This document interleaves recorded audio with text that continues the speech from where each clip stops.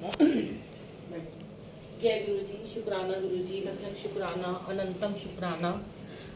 गुरु जी ने सत्संग कराया, आंटी के घर शुक्राना सत्संग कराया आज, क्योंकि आंटी का बहुत टाइम से मन था, इनके बच्चे अच्छे से चले गए हैं पढ़ने के लिए, सेटल हो गए हैं।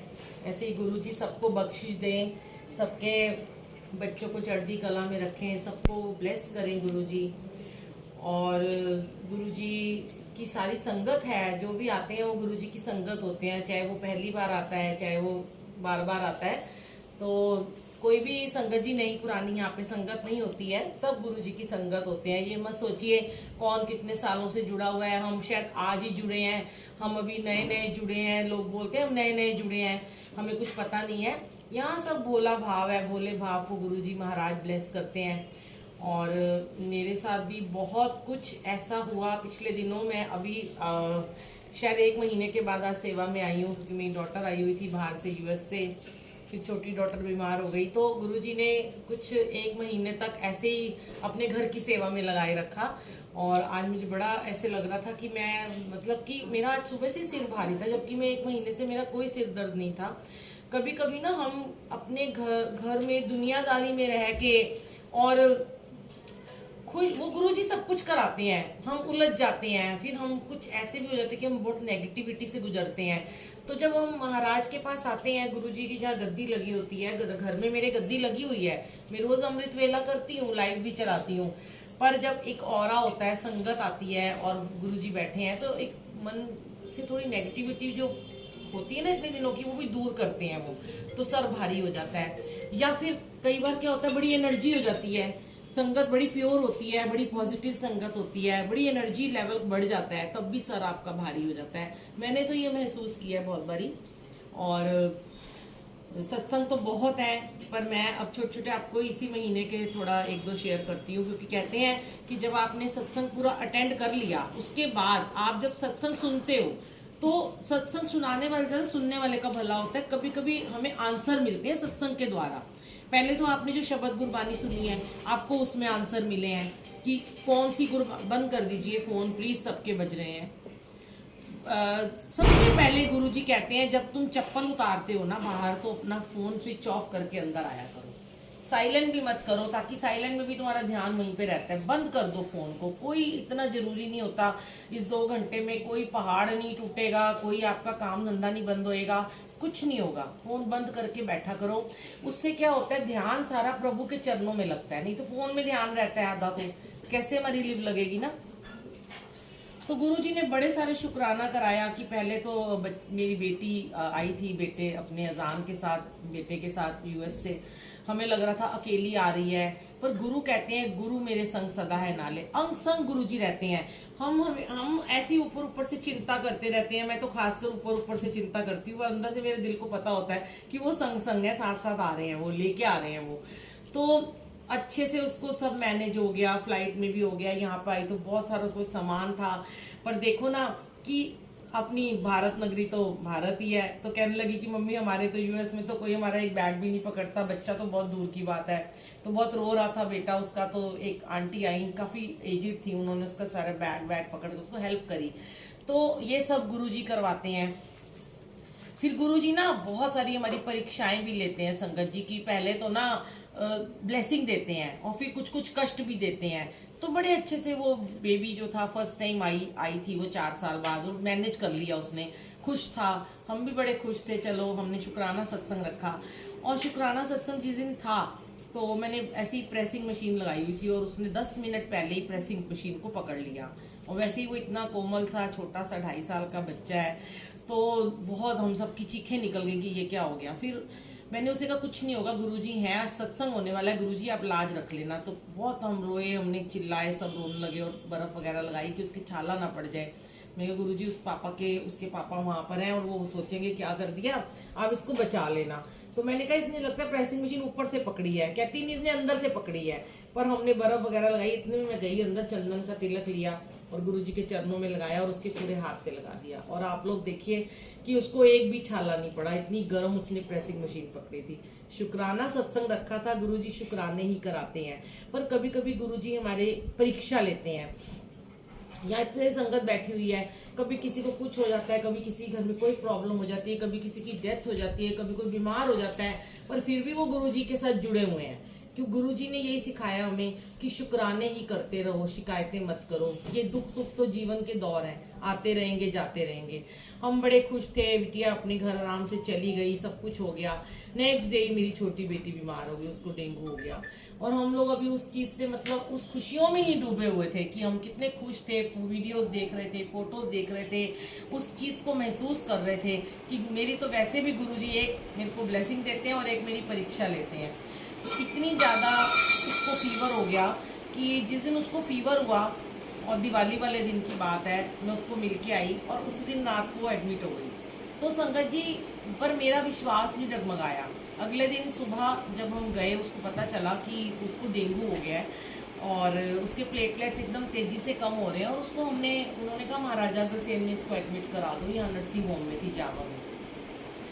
पता नहीं मुझे क्या हुआ, मैं घर से ना जल प्रसाद लेके गई थी थोड़ा सा उठा के, और मैंने कहा ये इस टाइम बच्चे तो मानेंगे नहीं, इतनी तबीयत खराब है, कहाँ स्वरूप रखूँ। मैं ना ऐसे नहीं कभी करती, मैं आपको बताऊँ, लोग तकिए के नीचे स्वरूप रख लेते हैं, मैं नहीं रखती कभी, क्योंकि हमारे गुरुजी हमारे लिए लाइव हैं, उनको सामने रखो ताकि उनकी वाइब्रेशन उसको पहुँचे।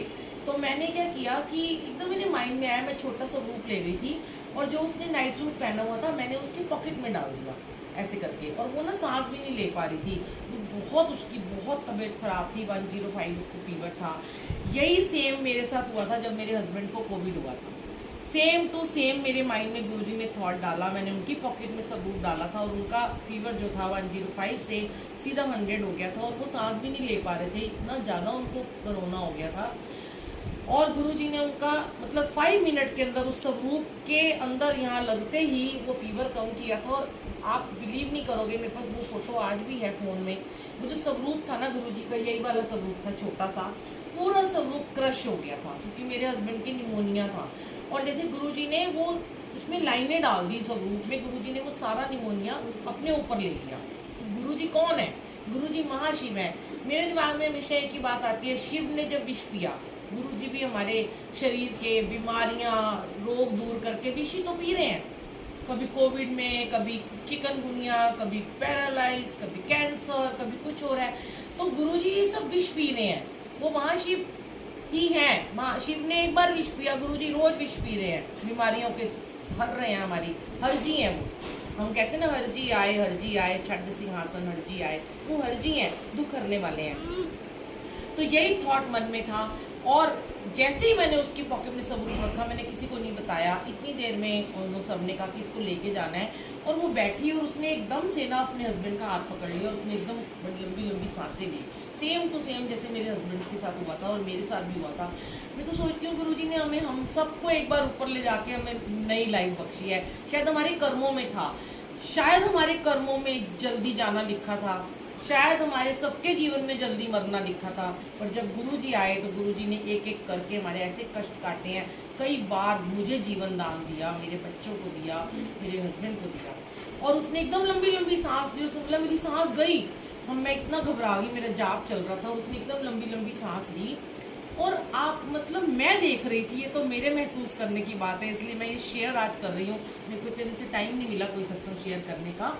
जो उसकी आंखें बंद थी, जो घुटी हुई थी, जो खुल नहीं रही थी, इतनी बीमार थी वो, अचानक से उसकी आंखें खुल गई, और जैसे उसको लेके महाराजा अग्रसेन के इमरजेंसी में पहुंचे, वो लड़की एकदम ठीक हो गई। जैसे लगा कि मेरे को ऐसे लगा उस टाइम गुरुजी ने उसका वो कष्ट पॉकेट स्वरूप के जरिए अपने ऊपर खींच लिया सारा, क्योंकि उसको बड़ा कंजेशन हो रहा था यहाँ पर।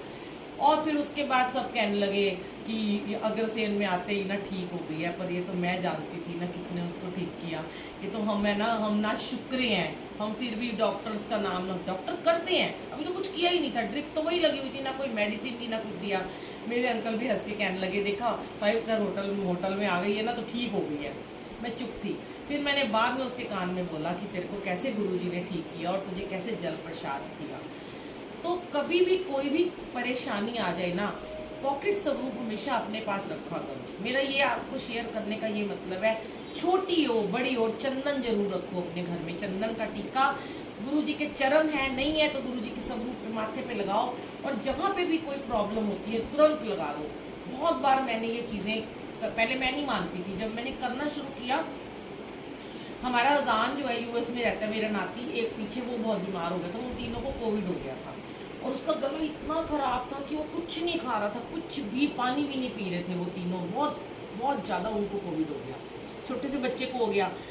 अब यहाँ से उसको तो ऐसे टाइम में क्या होता है, तभी तो कहते हैं घर में हर वक्त मंत्र जाप चला के रखा करो। क्यों कहते हैं? हर वक्त जल रखा करो, कहीं से मांगो मत। मुझे अभी यूएस से एक आंटी का फ़ोन आया, आंटी ऐसे ऐसे रोहिणी में कोई बीमार है, उनको जल प्रसाद। मैंने कहा आंटी मैं तो खुद ही हॉस्पिटल के चक्कर मार रही हूँ, उन्हें बोलो घर में मंत्र जाप करें, जल रखें, ब्लेस हो जाएगा।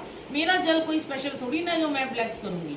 आप वहीं पे अपने घर में रोज जल रखो, रोज अमृत वेला करो, रोज मंत्र जाप चलाओ, 1 घंटा सुबह 1 घंटा शाम, पड़ा रहने दो। 24 घंटे के बाद वो जल को उठाओ, वो अमृत बन जाता है, वो ब्लेस कर देते हैं। बड़े मंदिर नहीं जा सक रहे हो, कोई बात नहीं, जा सकते हो, बहुत अच्छी बात है। नहीं जा पा रहे हो, घर में जल को ब्लेस करो। और मैंने अपने अजान के स्वरूप, उसका जो फोटो थी, मैंने उस पर रोज तिलक लगाती थी मैं यहाँ पे ना, और गुरु जी के चरणों में लगा के, और मैं कहती थी इसको ठीक कर दो, और वो आराम से उन्होंने वो टाइम 9 दिन का काटा, वो ठीक भी हो गए। तीनों के मैं तिलक लगाती थी। देखो जिनके बच्चे, अब आंटी के बच्चे विदेश में रहते हैं, शायद इनके लिए सत्संग हो।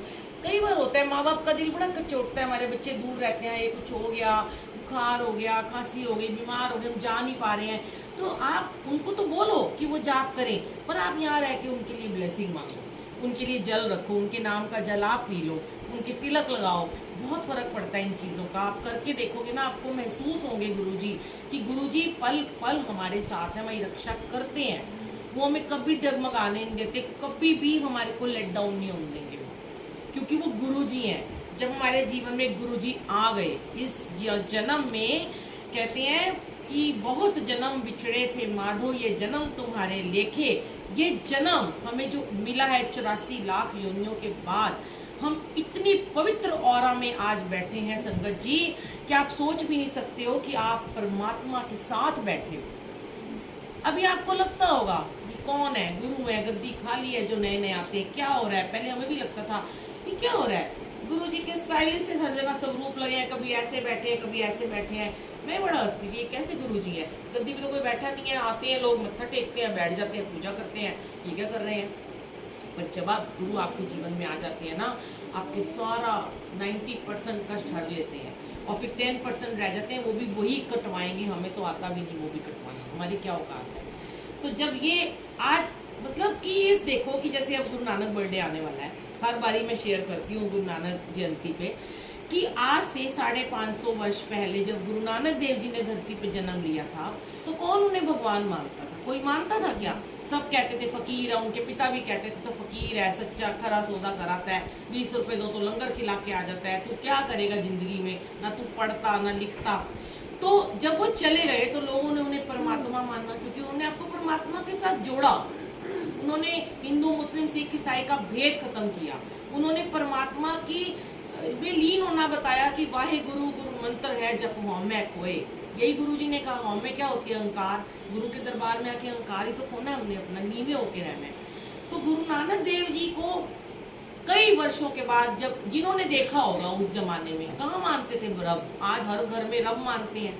मैं एक बात कहती हूँ, आज इतने वर्षों के बाद फिर से हमारे इस धरा पे कल युग में गुरु जी ने गुरु नानक देव जी का ही अवतार लिया है, और हम इतने भाग्यशाली हैं कि हम उस परमात्मा के साथ बैठे हैं। हमें कौन जानेगा 200-400 साल के बाद, जब इनकी स्वरूप हर घर में लगे होंगे, हमारी पीढ़ियां दर पीढ़ियां कहेंगी वहां हमारे माता पिता ने हमारे रब को देखा। आप इस समय सोचते हो क्या है, हम कहाँ बैठे हैं, आते हैं यहाँ पे नमकीन मिलती है, चाय मिलती है, जल पीना पड़ता है, सब खिलाते हैं, लंगर खिलाते हैं, ये लंगर ब्लेसिंग है। यही लंगर गुरु नानक देव जी ने शुरुआत करी थी, वही लंगर की महिमा गुरु जी ने शुरुआत करी है। लंगर प्रसाद और जल प्रसाद में ही सारा आपका बीमारियों को खत्म करने की दवाई है।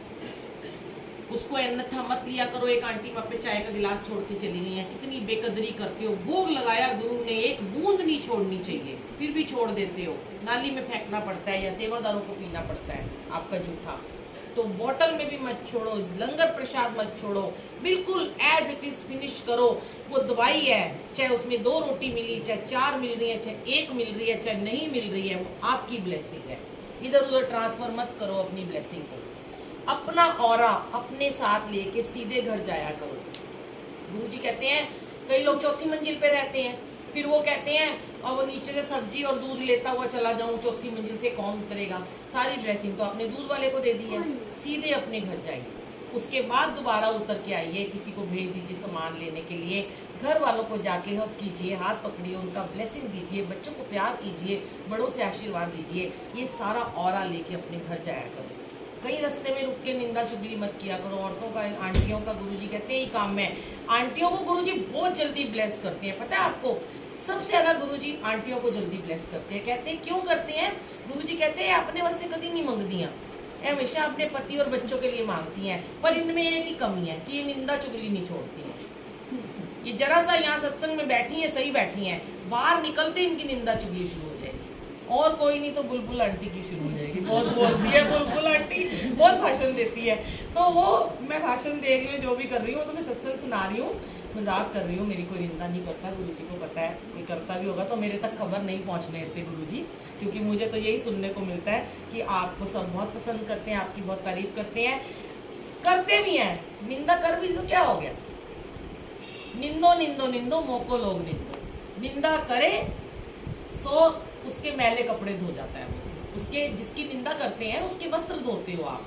तो इसलिए कहते हैं मूत पलीती कपड़ हो, जो कहते हैं मल मूत्र धोते हो आप निंदा करने वाले का। औरतों को सबसे पहले ये छोड़ना चाहिए, ना पति की निंदा करो, ना सास की करो, ना दरानी ठानी करो, ना पड़ोसी, ना फ्रेंड, ना कि संगत की, ना सेवादार की, क्योंकि आप उसका मल मूत्र धो देते हो। सोचो कितना गलत काम करते हैं। फिर भी हम निंदा नहीं छोड़ते। गुरुजी को बहुत बुरा लगता है निंदा करने वाले लोग। तो अपना लिव लगाया करो, कनेक्शन बनाया करो। कनेक्शन तभी बनेगा जब फोन को बंद करना शुरू करोगे। आज तो फोन जिनके चल रहे थे, देख रहे थे, आज के बाद कभी किसी गुरुजी के सत्संग में, मैं कहती हूँ गुरुजी के छोड़ो, मैं तो क्या के थक गई। चलो गुरुजी के सत्संग में तो लोग फोन बंद करते हैं, मुझे बड़ी हैरानी होती है। मैं थोड़े दिन पहले अभी क्रिया पे गई थी, हाय भगवान, ईशा नैना की यहीं गई थी इनकी मम्मी के यहाँ। एक तो पंडित जी की कहानी कुछ समझ में नहीं आ रही थी, आवाज बिल्कुल शोर, और इतना शोर था, इतना शोर था, सारे फोन पे लगे हुए। अरे तुम किसी की क्रिया में एक आते का वो 3 से 4 क्रिया, 3:30, 3:35, 3:40 में सब आते हैं। मैं भी ऐसे जाती हूँ। 20 मिनट भी आराम से उसकी आत्मा की शांति के लिए हम नहीं बैठ सकते। 20 मिनट भी क्या होता है, तब भी हमें फोन भी चाहिए, बातें भी चाहिए। तू कहाँ से आई, तू क्यों नहीं आई, तू कल उत्थे क्यों नहीं मिली, तेनू कल किट्टी बुलाया थी तो उत्थे नहीं आई, ये बातें कर रहे हैं। तो ये सब छोड़ो, आदत को सुधारो। मंदिर में जाओ, फोन बंद करो, गुरुद्वारे जाओ, माता के कीर्तन में जाओ। ये नहीं कहती गुरुजी के सत्संग में आओ। लोग माता रानी की चौकी कीर्तन में जाते हैं, फोन में ही लगे रहते हैं, क्योंकि वहाँ कोई टोकने वाला नहीं है। सोचो गुरुजी ने हमें कैसे बना दिया इतना डिसिप्लिन वाला, हमें आज तक कोई नहीं बना पाया। मैं बचपन से मंडलियों से जुड़ी हुई हूँ, कीर्तन मंडली से, सुंदरकांड से, गुरु नानक देव जी के सुखमनी साहब के पाठों से, पर इतना डिसिप्लिन कभी जिंदगी में नहीं आया था जितना इन्होंने हमें सिखा दिया। तो ये लेके जाओ और इसको बांटो आगे, ब्लेसिंग को शेयर किया करो। ऐसे सेवादार बनो कि अगर आपको लगे कि आपके साथ वाला डिस्टर्ब कर रहा है, उसे मना करो, तब आप एक सच्चे सेवादार गुरु के बनोगे। भाई माफ कर दे, प्लीज फोन बंद कर दे, मैं डिस्टर्ब हो रहा हूँ। जिस दिन ऐसा कहना शुरू कर दिया ना, मजाल है वो दोबारा फोन उठा लेगा। हम कहते हैं, सेवादार खड़े हो कहते हैं हम बुरे बनते हैं, हमें तो कोई फर्क ही नहीं पड़ता, हम तो चाहे जितने मर्जी बुरे बनते हैं, क्योंकि हम सेवा में खड़े हैं। आप भी ऐसे सेवादार बनो, अपने बच्चों को भी टोको। मेरे अंकल है ना, हमारे घर के सत्संग में फोन उठाते हैं, उनको मैं घूर के आंखें दिखाती हूँ, बंद करो फोन। कोई इस समय हस्बैंड, अंकल, बेटा, बच्चा कोई कुछ नहीं होता, यहाँ सब संगत होते हैं। तो गुरुजी के सत्संग में आने से कुछ चीजें, छोटी छोटी बातें सीख के जाओ और आगे शेयर जरूर किया करो। ये आपकी ब्लेसिंग असली होती है। जय गुरु जी, शुक्राना। और